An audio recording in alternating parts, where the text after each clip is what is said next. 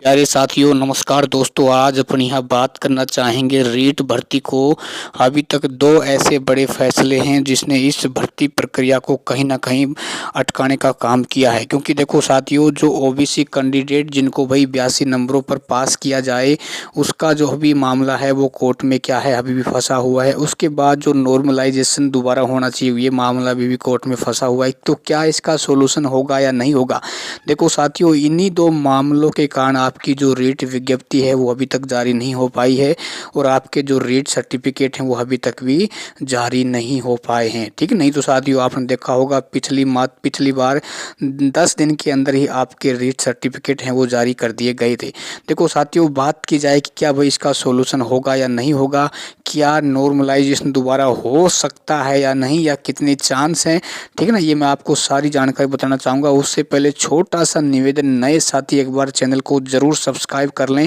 देखो साथियों, बात की जाए ओबीसी कैंडिडेट को 82 नंबरों पे पास किया जाना चाहिए। देखो भाई बिल्कुल सही बात है, क्योंकि जब सेंटर में 82 नंबरों पे पास किया जाता है तो मुझे नहीं लगता है कि राज्य सरकार को इस प्रकार के जो उसके नोटिफिकेशन में जो आदेश है उसको देने में कोई संकोच होना चाहिए।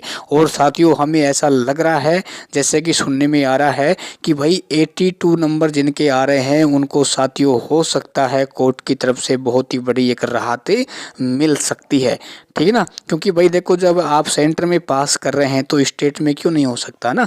क्योंकि इस भर्ती प्रक्रिया को यदि आप सफलतापूर्वक करवाना चाहते हैं तो इस प्रकार की छोटी छोटी बातें हैं उनको आपको क्लियर करना ही पड़ेगा।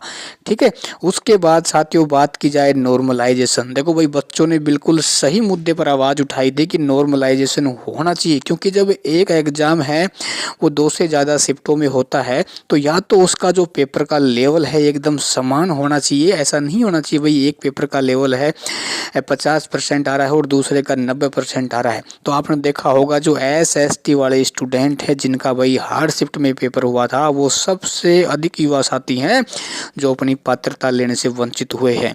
ठीक है ना, क्योंकि आप सभी को मालूम होगा रीट लेवल सेकंड में जो लगभग 6 लाख बच्चे पास हुए हैं तो उसमें कम से कम क्या है SST वाले स्टूडेंट ही पास हुए हैं। क्योंकि की बार जो कंपटीशन है वो मैथ साइंस वालों के बीच ज़्यादा रहेगा, न कि SST वालों।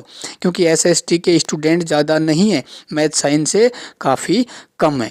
ठीक है ना, तो उनको कहीं ना कहीं इसका न्याय जरूर मिलना चाहिए। क्योंकि सभी बच्चों ने वही मेहनत की थी इस भारी भरकम भर्ती को देखते हुए। तो ऐसा नहीं होना चाहिए कि भाई उनका नॉर्मलाइजेशन में 1-1.5 नंबर वहाँ पर बढ़ाया चाहिए। ठीक है, कम से कम जो भी औसत बन रहा है भाई उस औसत के अनुसार कम से कम उनको नंबर यहाँ पर बढ़ाए चाहिए। ठीक है, और साथियों इसी दो बड़े मुद्दों कारण ये भर्ती प्रक्रिया अटकी हुई है। देखो दोस्तों, हाँ ओबीसी के पक्ष में फैसला जा सकता है,